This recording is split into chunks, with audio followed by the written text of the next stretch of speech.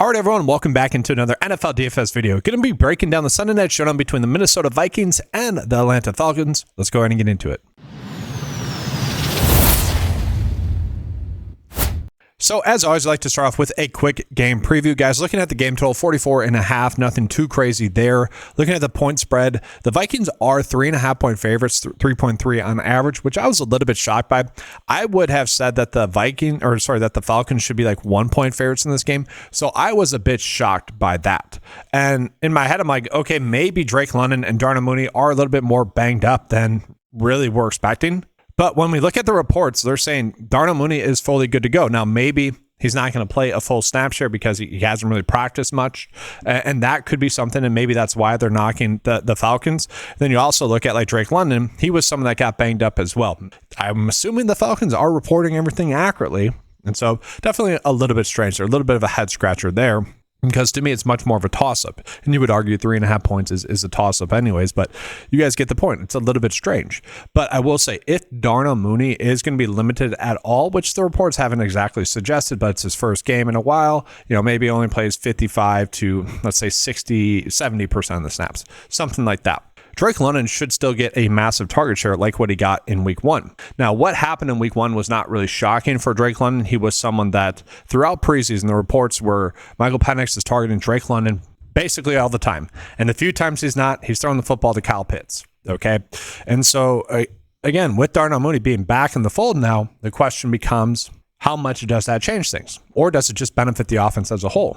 I do think Drake London is going to be a great play, but again, a little bit concerned about that shoulder injury for him. Darnell Mooney, I like the price tag on him. If we knew for sure that we could trust him to play a bunch and that he has that chemistry with Michael Penix, that'd be great. But we got to remember, Penix took over late in the season last year. Darnell Mooney kind of fell off at the tail end of the season last year as well. So it's kind of weird there. And then you look at the reports of Kyle Pitts as well. Apparently, these two have had a lot of chemistry on the field, as we saw last week, guys. 8 targets for Kyle Pitts, and he actually looked good. Okay. He's someone that I've always valued or haven't really valued. He's been someone that's been, pretty overrated to me. And so it was nice to see him kind of look solid last week. Again, the question is, does his role change at all? But just the reports of him and Michael Penix having good chemistry, them being golf partners throughout the offseason, I think that is something that's huge. And so I kind of like the idea of playing Kyle Pitts still with Michael Penix Jr. And the thing with Michael Penix Jr. is we could end up playing him in the captain spot a decent amount, guys. So he ended up throwing the football 42 times. And let's say Vegas is right, 3.5 point dogs. They might have to end up throwing the football a bunch. The issue, though, is that last week they had a matchup with the Bucs. We know that the weakness with the Bucs is that you are going to throw the football a bunch because their strength is stopping opposing running backs. And so very interesting spot there in general for Penix, but given his price tag, to me, it's just like we probably have to be playing him. And we could even end up playing him in the captain spot. Okay, he's at just that solid of a price tag. Now, because this team is kind of top heavy, we're really not going to get that much value. I will say Bijan Robinson, certainly appealing, but he is priced up. This is the issue with the slate, is that the studs are basically priced up. We're not getting great value. A lot of people are probably going to call it Tyler Algier, I guess. After that, to me, it's like, well, why bother? And so that's the tough part about this slate, especially in regards to the Falcons. And before we get into kind of just the Vikings plays, I want to talk about their snap counts. Like the Falcons, pretty much what we would expect. The Vikings, I wouldn't say that was the case. Okay. So Jordan Mason ended up playing 57% of the snap. Aaron Jones only 47%, which to me was a little bit shocking. I wouldn't say the rush split was all too shocking, like you would expect Jordan Mason to be playing during the rushing downs, which is what we saw. That to me, not shocking. And you look at the route share, 43% in favor of Aaron Jones, also not shocking.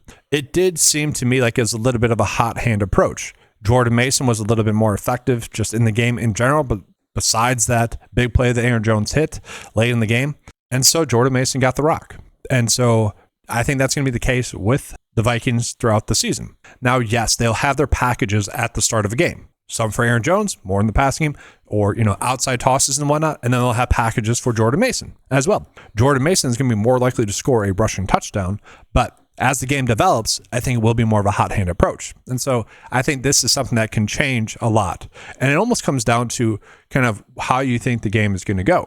And so if you think about Thursday night, which was a very, very solid slate, I should mention. Hopefully you guys had a good slate there with that. The Romeo Dobbs and Tucker Kraft pricings. Wow. I mean, I kind of mentioned that was the slate to attack, and because of the value, and it was. Anyways, I kind of mentioned on that slate, if you thought the Packers were going to win, Austin Eckler was the better play because he began using the pass game. Unfortunately, he was capped because of an injury that he had, and obviously, Bill, you wouldn't be playing because the Packers were winning. I also said the vice versa, but I also mentioned I thought the Packers would win, so we're favoring Eckler a little bit more. That is kind of the approach I would go with here with these two. It's not exactly the same because they are still both going to get their snaps, and it is a close game, but if I think the Falcons are going to win, I probably will favor Aaron Jones a little bit more. Now, that being said, I do want to talk about some other snaps as well. Jalen Nailor, their receiver number 3, 2-ish right now, with Jordan Addison still out, played 90% of the snaps, 96% of the routes.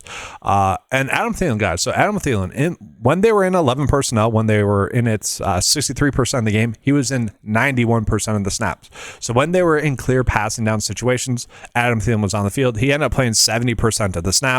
Only 1 target, though, which to me is concerning. TJ Hawkinson looks washed to me, only 4 targets, played a bunch, but that is still concerning as well. And so, like, to me, when we're going through this, I think the clear value is actually going to be Jalen Nailor. He's kind of the play we need to get to. The issue with Jalen Nailor and really all the Minnesota Vikings is the NFC Player of the Week was pretty bad. Like, it's insane to me that he won the NFC Player of the Week. He had 13 pass completions. He hit 3 big plays, pretty much. 5. We'll give him 5. One of his best plays was a DPI. He was not good. He made 3 good plays, don't get me wrong, that resulted in touchdowns. And I don't want to sound like I'm hating at all or anything like that, but it makes the rest of the Minnesota Vikings players difficult. Now, the thing is, little things like that can be building blocks for success. Okay, he is a young quarterback. That was his first NFL start against a Bears defense that I like. And so maybe that's something that builds confidence for him. Okay, it was bad performance, but maybe that's something he can parlay into more confidence and just being ready to go. And honestly, maybe his first reads are open a little bit more in this game as well. But to me, he is tough to get to. I still think we can get to Justin Jefferson. He should still be force-fed his targets. If we're talking about who you want to pay up for between the Falcons and between Bijan Robinson and Justin Jefferson, probably Robinson, honestly. It's just because it feels like a guessing game. I will say I'm probably skipping over TJ Hawkinson. That doesn't mean he can't have a good game. I do hate the pricing difference between Aaron Jones and Jordan Mason. But again, I'm probably just getting to Jalen Nailor. I might get to Adam Thielen, hoping for a higher target share for him as well. Then we have enough money to pay up for whoever we kind of want to, just in regards to whichever lineup we want to get to. I still think Drake London's going to be a solid asset for us to use in our lineups. And then if we want to get to JJ McCarthy, we can still do that there as well. And so I just want to give you guys a sample look as well in regards to kind of what the lineup builder is spitting out to us. So I'm only going to do 5 lineups. You're going to click run and see what it spits out to us as the top lineups. Okay, so top lineup, JJ McCarthy, Robinson, Jefferson, London, and then it's trying to, I don't like this. I'm probably going to not get to those plays, okay, the bottom ones. And so what I ended up doing is I checked the box where it said, avoid zeros, players that are projecting at 0. So it helps out a little bit here. But I don't necessarily love some of the lineups that we're getting here because of that. But I think that's the theme, right? It's kind of an ugly slate. I do like Penix at the captain spot. Probably won't be getting Aaron Jones. I'm okay with Drake London. But I think Penix, given his price tag, is the move. Now, maybe you can go Nailor, hoping for a touchdown. Maybe Pitts as well if you're trying to fit in more gem and studs in general. But I think something like this is more of the lineup approach. Maybe Tyler Algier falls into the end zone. This lineup as well is not bad. Getting to JJ McCarthy, I don't think is that necessary, but you saw with the lineup that I gave you guys that it is something that you kind of settle on. Now, guys, that's going to do it for this video. Make sure to give a like on the video, subscribe to the channel as well. If you guys would like access to any of the tools that you saw throughout this video, the lineup builder, the cheat sheet, the sportsbook cheat sheet as well, head on over to 9to5sports.com, get access to all the tools available on 9to5sports.com for a low monthly cost of $10 a month. Thank you guys for watching. Good luck. And as always, let's keep cashing.